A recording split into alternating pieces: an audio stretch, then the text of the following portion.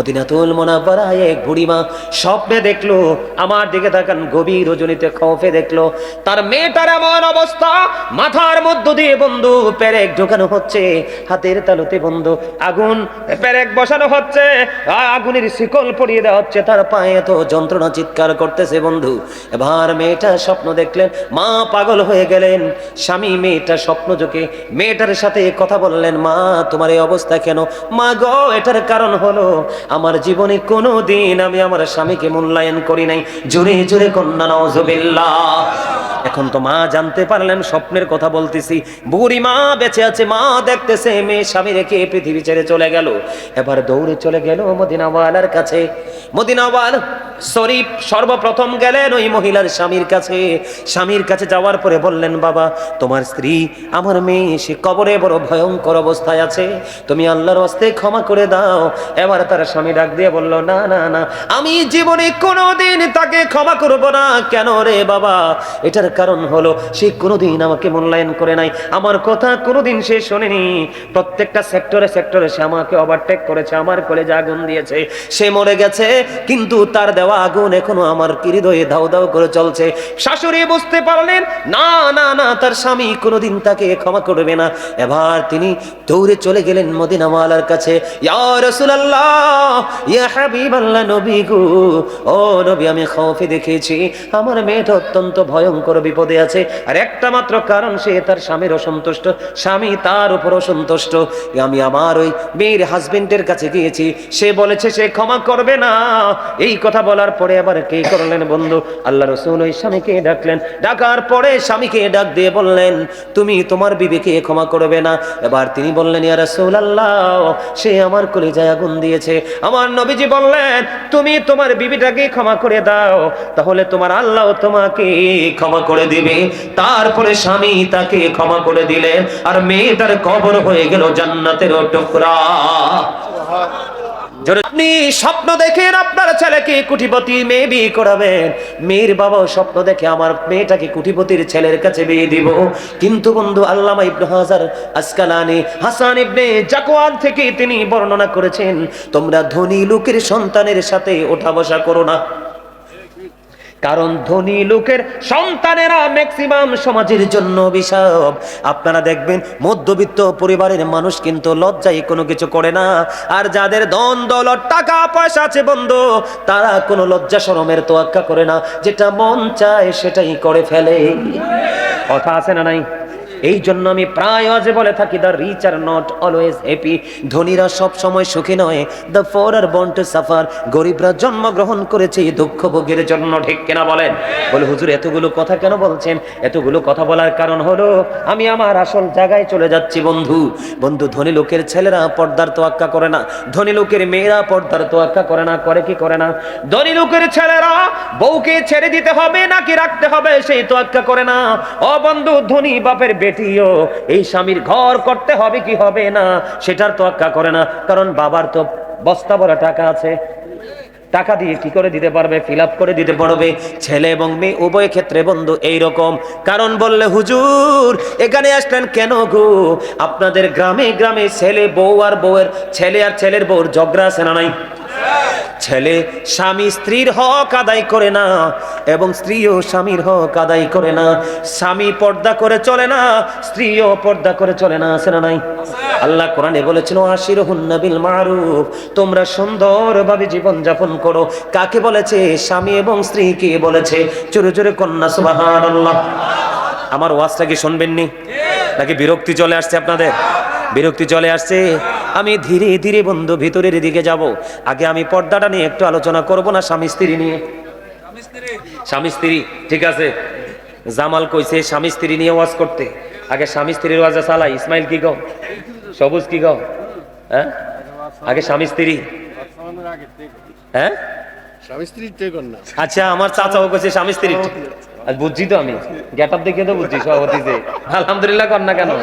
আরো জোরে, আরো জোরে কন আলহামদুলিল্লাহ। এই মাহফিলের যিনি কর্তৃপক্ষ, একটা ছেলে যে আসছিল, আপনার কি জানি বলে একটা, উনি তো আপনার ছেলেটাকে বলেন, ওনার নাম তো জানি না, উনি একটু চা খাইতে চাইছিল। আমি কিন্তু ওই সময় দেখছি উনি পিছন দিয়ে ডাকছিল, কিন্তু শোনেন নাই। ওনার জন্য একটা চায়ের ব্যবস্থা করেন। আলহামদুলিল্লাহ বলেন। চাটা কেন জানেননি? কারণ আসল বিষয়টা চয়েস করছে, এই জন্য চাটার অর্ডারটা দিছি। আলহামদুলিল্লাহ কোন না কেন? আরো জোরে। আরো কথা আছে, পরে বলবো। হেইয়া আমিও শুনবো আনি। আপনি সব বলবেন। আলহামদুলিল্লাহ বলেন। আজকে মহব্বতে আরো জোরে কান। আলহামদুলিল্লাহ। স্বামী স্ত্রী, আমাদের মধ্যে অনেকে আছে স্বামী স্ত্রীর সম্পর্ক বর্তমানে বাংলাদেশের, আমার দিকে তাকান বন্ধু, মাঝে মাঝে একটু হাসাই যেন ক্লান্তি না আসে, আপনাদের মধ্যে যেন কোনো ধরনের ভারী মনোভাব না আসে। আমার দিকে তাকান বন্ধু, স্বামী স্ত্রীকে আমার আল্লাহ বলেছেন সুন্দর করে চলার জন্য, মোহাব্বত লাগায়া চলার জন্য।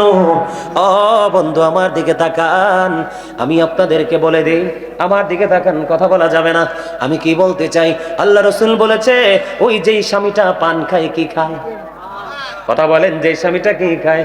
আমার রসুল বলেছে যেই স্বামীটা পান খায়, তুমি তোমার স্বামীটা অনেক পরিশ্রম করে তোমার ঘরে ফিরে এসেছে, তুমি তোমার স্বামীটার কাছে বসে তার সাথে মিষ্টি মিষ্টি আলাপ করো, তার ক্লান্তিটা দূর করার চেষ্টা করো, আর সাথে সাথে একটা কিলি পান বানাইয়া দাও।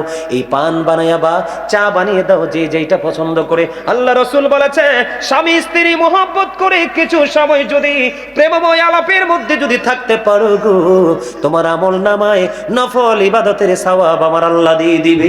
সুবহানাল্লাহ। জোরে জোরে বলেন না সুবহানাল্লাহ। এখনকার স্বামী স্ত্রীর মধ্যে প্রেম আসেনি? আরো জোরে বলেন আসেনি? এখনকার স্বামী স্ত্রী হলো ইঁদুর এবং বিড়ালের মতো। কিসের মতো? বিড়ালে যদি ইঁদুর পায় কি করে? বিড়ালে ইঁদুর পাইলে কি হয়?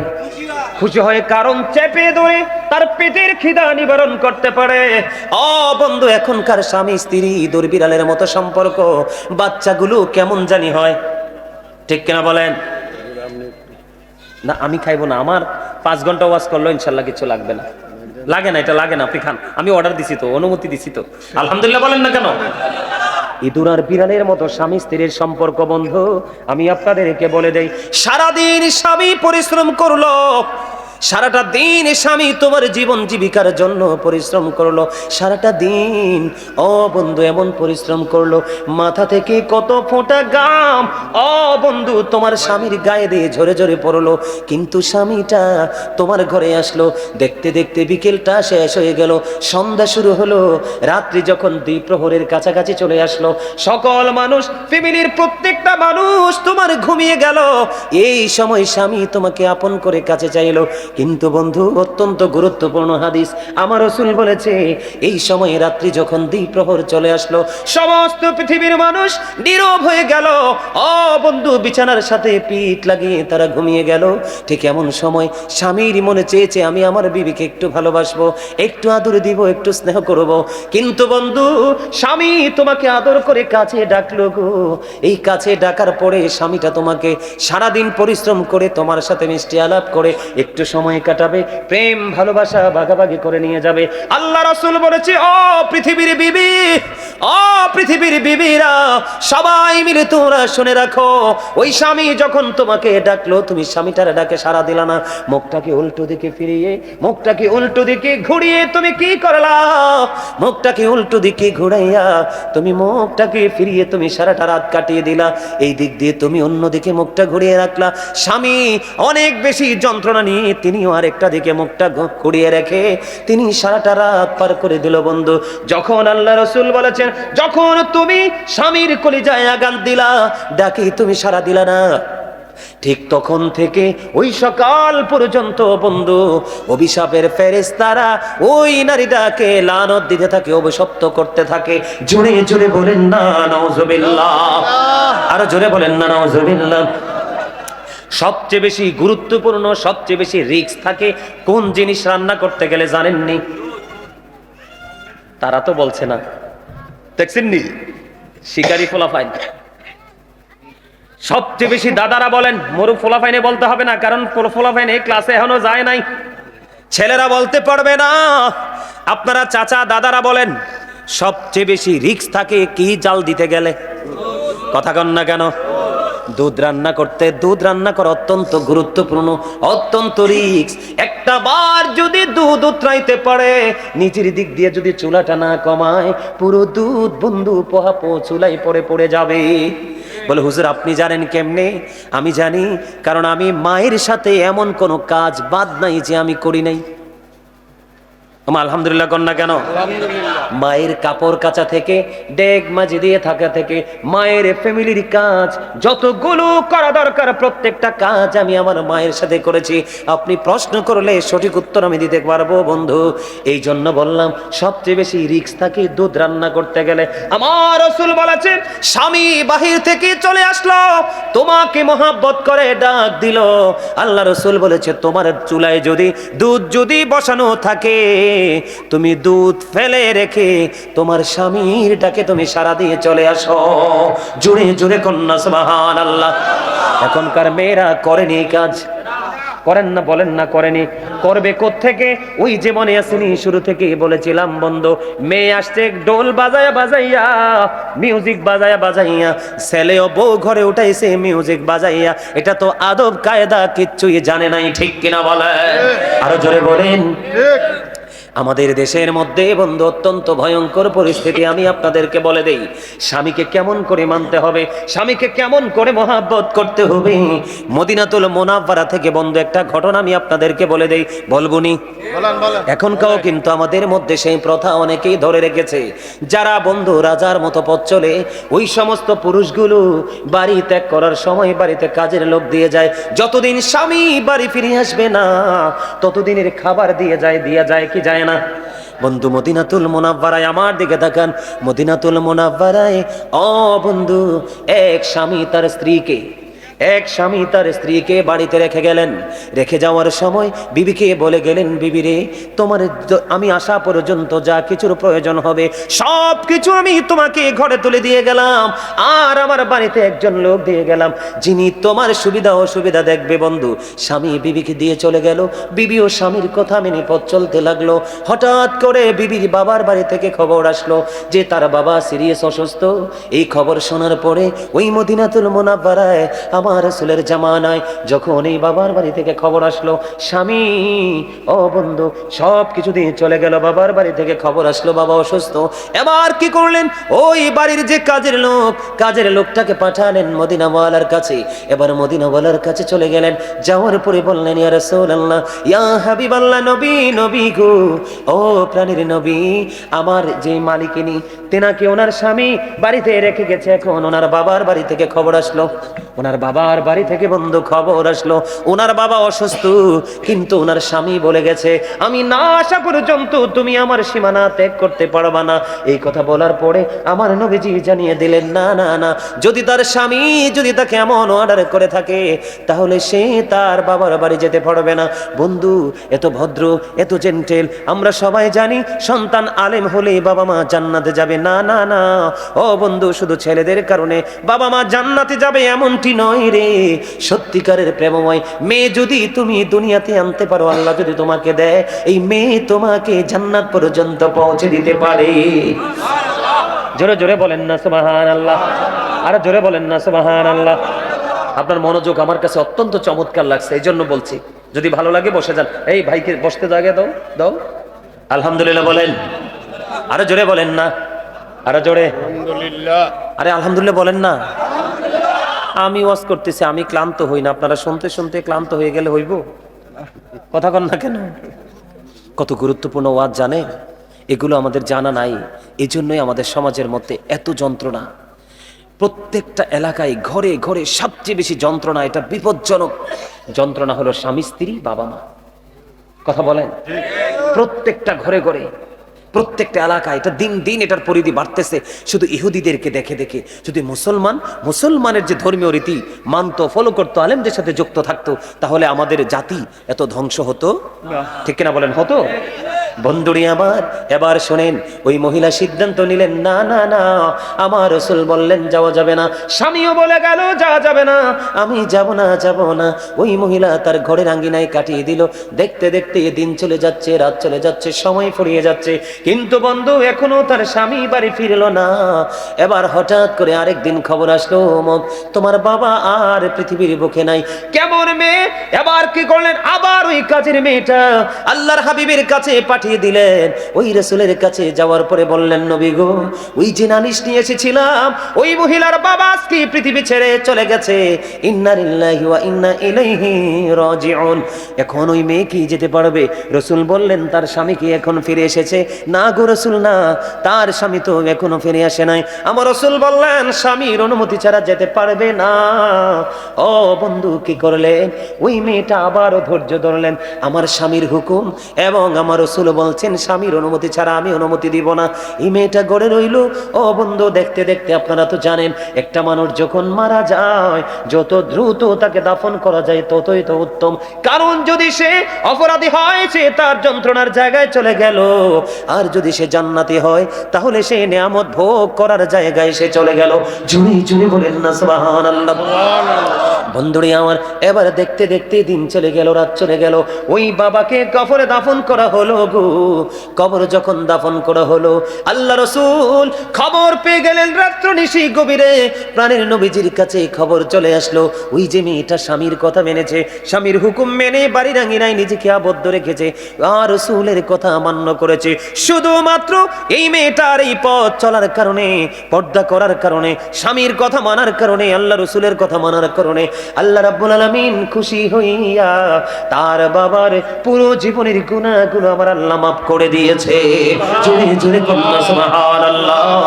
বন্ধুরি আমার, আমার রাসূল বলে দিয়েছেন, আল মারওয়াতু ইযা সাল্লাতু খামসাহা, যে স্ত্রী লোক 5 ওয়াক্ত নামাজ পড়বে, ওয়াসামাত শাহরাহা, লজ্জাস্থানে রোজা রাখবে, ওয়াসামাত শাহরাহা, রমজান মাসে রোজা রাখবে, আহসানাত ফারজাহা, লজ্জাস্থানের হিফাজত করবে, আদওয়াত বালাহা ফালতাদখুল মিন আইয়াবিল জান্নাতি শাআত। আল্লাহ রাসূল বলেছেন, যেই মহিলা, যেই নারী 4টা কাজ করবে, ও আমার মা বোন, করতে হবে। একটা নারীর জীবনে শ্রেষ্ঠ নেয়ামত হলো তার স্বামী, কারণ স্বামীর সন্তুষ্টিতেই নারীর জান্নাত। আল্লাহর হাবিব বলেছেন, ও পৃথিবীর আমার মা বোনেরা, সবাই মিলে শোনো গো, তুমি যদি তোমার স্বামীর কথা মতো চলতে পারো, তবে হ্যাঁ, শুধু যে বিবি তার স্বামীর কথা মতো চলবে এমনটিও নয়, স্বামীটাও হতে হবে প্রেমময়। বাংলাদেশে অনেক স্বামী আছে অসভ্য, ঠিক কিনা বলেন? অনেক স্বামী আছে অসভ্য। আমি অসভ্যতার লাইনে পড়ে আসতেছি, আগে মা বোনদের সাইডটা আমি শেষ করে নেই বন্ধু। আল্লাহ রাসূল বলেছেন, কোন বিবি যদি ইন্তেকাল করে, ইন্তেকাল করার পরে তার স্বামী যদি বিবির জন্য কান্না করতে গিয়ে, আফসোস করতে গিয়ে একটা ফোঁটা চোখের পানি যদি ফালায়, আমার রাসূল জানিয়ে দিয়েছে, ওই নারীর জান্নাত কেউ আটকাতে পারবে না, বিনা হিসাবে যাবে সেই জান্নাতে। জোরে জোরে বলেন না সুবহানাল্লাহ। ধরে আমার, আমাদের গ্রামের মধ্যে একটা শয়তানি চলে, এটাও কিন্তু কিতাব থেকে সংগ্রহ করা। সেই শয়তানিটা হলো, এটারে আমরা আঞ্চলিক ভাষায় বলি জোলা। বুঝেননি? বলে বাবার বাড়ি নিয়ে জোলা করছে। কথা বললা কেন? মানে স্বামীর পকেট কেটেছে বিবি। স্বামীর পকেট কাটলে বিবির এটা দোষ না। স্বামীকে না জানিয়ে যদি বিবি স্বামীর পকেট থেকে টাকা নিয়ে খরচ করে, এটা দোষেরও না, এটা চুরিও না, এটা কোনো কিছু না, বরঞ্চ এটা হলো প্রেম। কথা বলেন না কেন? কিন্তু বন্ধু, সমস্যাটা হলো কোথায়? সমস্যাটা আমি আপনাদের সামনে একটুখানি তুলে ধরবো। এই সমস্যাটা কোথায় বন্ধু? সমস্যা হলো, আপনি স্বামীর পকেট থেকে টাকাগুলো নিয়ে গেলেন, কিন্তু নিয়ে বাবার বাড়ি রাখলেন। সময় যখন হলো, স্বামীর কাছে আবার এনে দিলেন বাবার বাড়ির কথা বলে। আছে না নাই? আপনাদের এলাকায় মনে হয় এরকম নাই, কিন্তু আমি আমার জীবনে এমন শয়তান মহিলা দেখছি। কথা কন না কেন? কি করে? স্বামীর পকেট থেকে নেওয়া দোষের না, কিন্তু স্বামী যখন গড়তে পড়বে বাবার বাড়ির নাম করে এনে স্বামীকে দেওয়া, এটা হলো অন্যায়। দিয়েছো তো দিয়েছো, সপ্তাহ পর পর স্বামীকে তুমি প্রেসার দিচ্ছ, তুমি আমার বাবার বাড়ির টাকাটা দিচ্ছ না কেন? কিন্তু না না না বন্ধু, এটা সত্যিকার অর্থে স্বামীর টাকা। এটা গেল একটা দোষ। আরেকটা দোষ হলো আমাদের দেশে, আমাদের বাংলাদেশের মধ্যে গ্রামে গ্রামে মহল্লায় মহল্লায় এক ধরনের নারী আছে, সকালে রান্না করে ডিউটি করতে থাকবে, এই বাড়ির গিবদ ওই বাড়িতে। আছে না নাই? কথা বলেন, আছে না নাই? এই কথাগুলো কেন বলছি আমি ব্যাখ্যা দিচ্ছি বন্ধু। মদিনাতুল মুনাওয়ারায় এক বুড়িমা স্বপ্নে দেখলো, আমার দিকে তাকান, গভীর রজনীতে খৌফে দেখলো তার মেয়েটার এমন অবস্থা, মাথার মধ্য দিয়ে বন্ধু পেরেক ঢোকানো হচ্ছে, হাতের তালুতে বন্ধু আগুন পেরেক বসানো হচ্ছে, আগুনের শিকল পরিয়ে দেওয়া হচ্ছে, তার পায়ে এত যন্ত্রণা, চিৎকার করতেছে বন্ধু। এবার মেয়েটা স্বপ্ন দেখলেন, মা পাগল হয়ে গেলেন। স্বামী মেয়েটা স্বপ্ন যোগে মেয়েটার সাথে কথা বললেন, মা তোমার এই অবস্থা কেন? মা গো, এটার কারণ হলো আমার জীবনে কোনো দিন আমি আমার স্বামীকে মূল্যায়ন করি নাই। জোরে জোরে কন্যা নাউজুবিল্লাহ। এখন তো মা জানতে পারলেন স্বপ্নের কথা বলতেছি, বুড়ি মা বেঁচে আছে, মা দেখতেছে মেয়ে স্বামী রেখে পৃথিবী ছেড়ে চলে গেল। এবার দৌড়ে চলে গেল মদিনাওয়ালার কাছে। মদিনাওয়ালা শরীফ সর্বপ্রথম গেলেন ওই মহিলার স্বামীর কাছে। স্বামীর কাছে যাওয়ার পরে বললেন, বাবা তোমার স্ত্রী আমার মেয়ে সে কবরে বড় ভয়ঙ্কর অবস্থায় আছে, তুমি আল্লাহর হস্তে ক্ষমা করে দাও। এবার তার স্বামী ডাক দিয়ে বলল, না না না, আমি জীবনে কোনোদিন তাকে ক্ষমা করব না। কেন রে বাবা? এটার কারণ হলো সে কোনোদিন আমাকে মূল্যায়ন করে নাই, আমার কথা কোনোদিন সে শোনেনি। প্রত্যেকটা সেক্টরে সেক্টরে সে আমাকে ওভারটেক করেছে, আমার কলেজে আগুন দিয়েছে, সে মরে গেছে, কিন্তু তার দেওয়া আগুন এখনো আমার হৃদয়ে দাউ দাউ করে চলছে। শাশুড়ি বুঝতে পারলেন না না না, তার স্বামী কোনোদিন তাকে ক্ষমা করবে না। এবার তিনি দৌড়ে চলে গেলেন মদিনাওয়ালার কাছে। ইয়া রাসূলুল্লাহ, ইয়া হাবিবাল্লাহ, নবী গো, ও নবী, আমি খৌফে দেখেছি আমার মেয়েটা অত্যন্ত ভয়ঙ্কর বিপদে আছে, আর একটা মাত্র কারণ, সে তার স্বামীর অসন্তুষ্ট, স্বামী তার উপর অসন্তুষ্ট। আমি আমার ওই মেয়ের হাজবেন্ডের কাছে গিয়েছি, সে বলেছে সে ক্ষমা করবে না। এই কথা বলার পরে আবার কি করলেন বন্ধু? আল্লাহ রাসূল ওই স্বামীকে ডাকলেন, ডাকার পরে স্বামীকে ডাক দিয়ে বললেন, তুমি তোমার বিবিকে ক্ষমা করবে না? এবার তিনি বললেন, ইয়া রাসূলুল্লাহ, সে আমার কলিজায় আগুন দিয়েছে। আমার নবীজি বললেন, তুমি তোমার বিবিটাকে ক্ষমা করে দাও, তাহলে তোমার আল্লাহ তোমাকে ক্ষমা করে দিবে। তারপরে স্বামী তাকে ক্ষমা করে দিলেন, আর মেয়েটার কবর হয়ে গেল জান্নাতের টুকরা। জোরে জোরে বলেন না সুবহানাল্লাহ। তাহলে স্বামীর কলিজায় আগুন দেওয়া যাবে না, স্বামীর কথা অমান্য করা যাবে না, স্বামীর অনুমতি ছাড়া দেদারসে চলাফেরা করা যাবে না। মনে রাখবেন, একটা নারীর জন্য তিনটা পুরুষ গুরুত্বপূর্ণ। কয়টা? একটা নারী তার বাড়ি ছেড়ে অন্য কোথাও যেতে হলে, কোথাও যদি যেতে হয় বন্ধ, হয়তো তার বাবা থাকতে হবে, বিয়ে হলে তার স্বামী থাকতে হবে, অন্যথায় তার পেটের সন্তান যদি উপযুক্ত হয় সন্তানকে নিয়ে যেতে হবে, অন্যথায় কোনো নারী একা একা পথ চলতে পারবে না। কারণ নারী হলো শয়তানের রশি, নারীকে শয়তান কুমন্ত্রণা দিয়ে বেশি নষ্ট করে দেয়, ঠিক কিনা বলেন? কারণ নারীরা হলো গোপনীয় জীব। কি গোপনীয় জীব? আল্লাহ রাসূল বলেছেন তোমরা ঘরের মধ্যেই থাকো, কারণ আল্লাহ কোরআনে বলেছেন, ওয়াকারনা ফি বুয়ুতিকুন্না ওয়ালা তাবাররাজনা তাবাররুজাল জাহিলিয়াতিল উলা। আমার আল্লাহ বলেছেন, ওই জাহিলি যুগের নারীদের মতো তোমরা তোমাদের রূপকে অন্য কোনো বেগানা পুরুষকে দেখায়ও না, ঘর থেকে বের হয়ো না, তোমরা ঘরে থাকো। হুজুর, আমরা কি বের হব না? বের হব, তবে বের হব ঘরটা নিয়ে বের হব। আমি যেই পোশাক পরলে আমাকে কেউ চিনতে পারবে না, বুঝতে পারবে না, আমার বডি ফিটনেস সম্পর্কে কোনো ধারণা করতে পারবে না, ওই সমস্ত পোশাক পরে বের হতে হবে। এইভাবে পোশাক পরে পথ চলা একটা নারীর জন্য ফরজ। সুবহানাল্লাহ বলেন না কেন? আরো জোরে বলেন না সুবহানাল্লাহ। তাহলে নারীদেরকে নিয়ে নারীদেরকে সতর্ক থাকার দরকার আছে না নাই? বন্ধুরে আমার, এখন অনেক স্বামী আছে আমি দেখতে পাই, সেও সাথে আছে, বিবিকে এমন শাড়ি পরাইছে পাতলা, বিবি থ্রি পিস পরেছে, থ্রি পিস পরা কিন্তু সুন্নাতে পোশাক, পুরো অঙ্গ ঢেকে থাকে, কিন্তু বন্ধু তুমি থ্রি পিসের সাথে ওড়না পরাইলা, ওই ওড়নাটা হলো একেবারে নেট জালের মতো। মাথায় দিয়েছে ঠিকই, কিন্তু তার অঙ্গ দেখা যায়। আল্লাহ রসুল বললেন, যেই নারী পোশাক পরার পরেও তার অঙ্গ দেখা যায়, ওই নারী পোশাক পরিহিত নারী নয়, ওই নারী হলেন উলঙ্গিনী। সুরজুর কন্যা, নাউজুবিল্লাহ। তাহলে আজকে থেকে কি করা যাবে না বন্ধু? আবু বকরের কন্যা আমার রসুলের সামনে দিয়ে যাচ্ছে, কিন্তু তার পরনে পোশাকটা ছিল পাতলা। আল্লাহ রসুলকে সালাম দিলেন, আল্লাহর হাবিব তার সালামের জবাব দিলেন, কিন্তু উল্টো দিকে তাকিয়ে রইলেন। বলে, হুজুর কেন গো?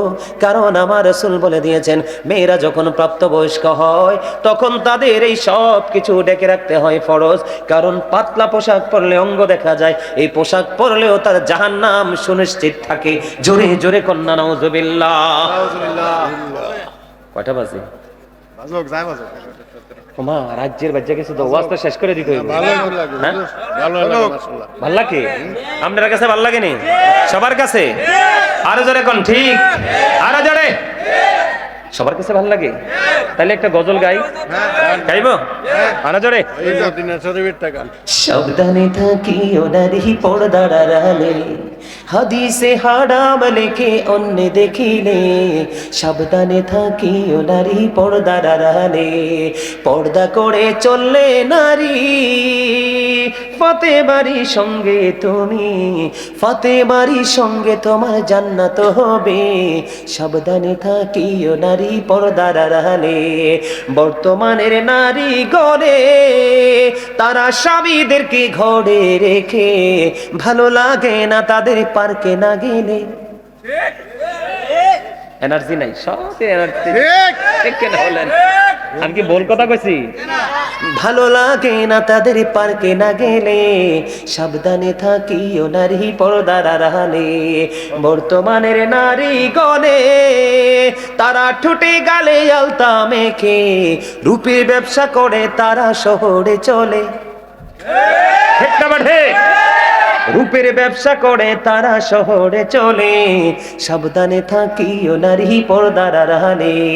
আজকালের নারী গণে তারা স্বামীদেরকে ঘরে রেখে, ভালো লাগে না তাদের মার্কেটে না করলে।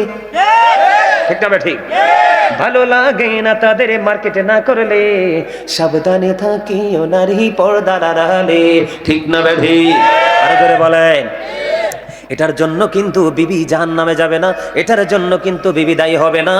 প্রত্যেকটা স্বামীর কাঁধে তুলবে জাহান্নাম নামক বাঁশ। কথা বল না কেন? কারণ বিবি তো আপনার, রাখবেন কিভাবে ডিসাইড করবেন আপনি। আপনি তো ছেড়ে দিয়েছেন, ঠিক কিনা বলেন? তাহলে বন্ধু, বাবা মা, স্বামী এবং সন্তান সবাইকে অ্যালার্ট থাকতে হবে, ছেড়ে দিলে চলবে না। আপনার আমার প্রাণের রাসূল তিনি কি বলে দিয়েছেন? আমার দিকে তাকান। আমাদের সমাজের মধ্যে কিছু নারী আছে পুরুষের মতো চলে। আমার কথা কয় না কেন? আছে না নাই? দাদা ভাই আসেনিও? আছে না? দেখবেন ছেলেরার গেঞ্জি পরে, ও যুবক তোমরা কেন বোঝো না, আমি কিন্তু শপিং করতে যাই, আমার চেয়ে ভালো শপিং এখানে আপনারা কেউ করতে পারবে না। মহিলাদের জিনিস আমার চেয়ে ভালো কেউ করতে পারবেন না। বলে, হুজুর কেন? আমার ফ্যামিলির কোনো মহিলা বাইরে এসে বাজার করে না। যদি কাপড় কিনি সেটাও আমি, 3 পিস কিনি আমি, জুতাও কিনি আমি, সব কিছু কিনে দেই আমি আমার পরিবারকে। আমার ফ্যামিলি কিন্তু জয়েন্ট ফ্যামিলি। কাপড় কিনলে অনেকগুলো কিনতে হয়, জুতা কিনলে অনেকগুলো কিনতে হয়, অন্ধ এমনি করে করে সব কিছু আমি কিনে দিই, কখনো কোনো তাদের কোনো অভিযোগ থাকে না। বলে, হুজুর কেন বললেন? এটা বলার কারণ হলো, আমি যখন শপিং মলে যাই, পুরুষের শুধু কয়েকটা জিনিস আমি খুঁজে পাই, একটা লুঙ্গি, একটা প্যান্ট, একটা পায়জামা, একটা ট্রাউজার, একটা টি শার্ট, আরেকটা গেঞ্জি। এই তো পুরুষের কি শেষ না? আর কি কিছু আছে? কিন্তু বন্ধু, তুমি মার্কেটে যাও গো, যাওয়ার পরে তুমি 1 পিস থেকে 2 পিস থেকে 3 পিস থেকে 4 পিস থেকে, ও বন্ধু তুমি যত তুমি মার্কেটে ঘুরবে শুধুই নারীদের পোশাক। কিন্তু ওই হতবাগা নারীটা কতই হতবাগা, এত সুন্দর সুন্দর ড্রেস থাকার পরেও, এত সুন্দর সুন্দর পোশাক থাকার পরেও বাজারে গিয়ে একটা বন্ধু হাফাতা গেঞ্জি কিনে আনে, বাজারে গিয়ে একটা শার্ট কিনে আনে। আছে না নাই? আমি আপনাদেরকে বলে দিই, আগামী দিন থেকে বলবেন গাজী সুলাইমান বানিয়ে কোনো কথা বলছে কিনা। এই ছেলেরা পরাটাই স্বাভাবিক, কিন্তু মেয়েরাও এখন জিন্স প্যান্ট পিনি পরে কি পড়ে না? বন্ধুরি আমার, আমি আপনাদেরকে আজকে বলে দেই, কারণ নারীরা হলো সবচেয়ে সম্মানী, ফুটন্ত ফুলের মতো, মায়ের মতো, মায়ের যা তারা সর্বোচ্চ সম্মানী। কিন্তু বন্ধু তার উল্টো দিকে গেলে এটা শয়তানের রশিও। কথা কন না কেন? ঠিক। পৃথিবীর বুকে যত পুরুষকে ফান্দে ফালিয়েছে, যত পুরুষকে ধ্বংস করেছে নারীরাও। কারণ আপনাকে মনে রাখতে হবে, যেখানে একজন বেগানা পুরুষ থাকে, যেখানে আরেকজন বেগানা নারী থাকে, এখানে তৃতীয় জন থাকে বন্ধু শয়তান। ঠিক কিনা বলেন? এই জন্য আমি বলে দিতে চাই, ও বন্ধু, নারীদের পোশাক পুরুষের জন্য আর পুরুষের পোশাক নারীদের জন্য। এই দুইটা শ্রেণীকে আমার রাসূল অভিশপ্ত বলে গেছেন। জোরে জোরে কন্যা নাউজুবিল্লাহ। এই যে আমাদের মধ্যে অনেক ছেলেদেরকে দেখা যায় মেয়েদের বেন মাথায় দেয়, আছে না নাই? আছে। আরো জোরে আসেনি রে স্বাস্থ্য ভাই? আছে। আছে না? কথা কয় না? আসেনি? আছে। আরো জোরে কন। আবার দেখা যায় বন্ধু, এখন অনেক ছেলেরা মেয়েদের ডিজাইনের পাঞ্জাবি বানায়, আছে না নাই? আরো জোরে। এখন দেখা যায় অনেক মেয়েরা ছেলেদের মতো শু পরে, কথা কয় না কেন? আসেনি? এই জন্য আমার রাসূল বলে দিয়েছেন, যেই নারীকে তোমরা দেখবা, খেয়াল করেন, খেয়াল করেন হাদিস শরীফের ভাষা কত। আমার রাসূল বললেন, যেই নারীকে তোমরা দেখতে পাবা পুরুষের মতো চলে, পুরুষের মতো পোশাক পরে, আল্লাহর নবী বলেছেন এই নারীর নাম হলো মর্দা মহিলা। কি মহিলা? এই নারী হলেন মর্দা নারী। আমার রাসূল বললেন, ওই মর্দা মহিলা যখন ইন্তেকাল করবে, ওই মহিলা ইন্তেকাল করার পরে তার জন্য একটা অভিশপ্ত খাবার আমার আল্লাহ বরাদ্দ করে রাখছে। ইয়া রাসূলুল্লাহ, ইয়া হাবিবাল্লাহ, নবী গো, ওই মর্দা মহিলার জন্য কি খাবার বরাদ্দ করেছে? আমার রাসূল বলে দিয়েছেন, ওই মর্দা মহিলার জন্য বরাদ্দ রাখেছে তিনাতুল খাবাল। ইয়া রাসূলুল্লাহ, ইয়া হাবিবাল্লাহ, নবী গো, এই তিনাতুল খাবালটা কি গো নবী? আমার নবীজি বললেন, এই তিনাতুল খাবালটা হলো আরেকটা জাহান্নামীর নিংড়ানো রক্ত, পুজ অথবা ঘাম। জোরে জোরে কন্যা নাউজুবিল্লাহ। মানে একটা জাহান্নামী মরে পচে দুর্গন্ধযুক্ত হয়ে যাবে, লিকুইড হয়ে যাবে, আর এই খাবারটা আরেকটা নারী মর্দা মহিলার খাবার, কিন্তু কন্টিনিউয়াসলি খেতে হবে। বাঁচারও সুযোগ নাই, মরারও সুযোগ নাই, পালিয়ে যাওয়ারও সুযোগ নাই। কি হলো এবার? বিপদ কিনা বলেন? তো সেই জন্য বাবা মা আপনার বিবিকে, কন্যাকে, নাতনিকে, বোনকে সবাই নিজের পাওয়ার অনুযায়ী কন্ট্রোলিং কে রাখার চেষ্টা করতে হবে। নারী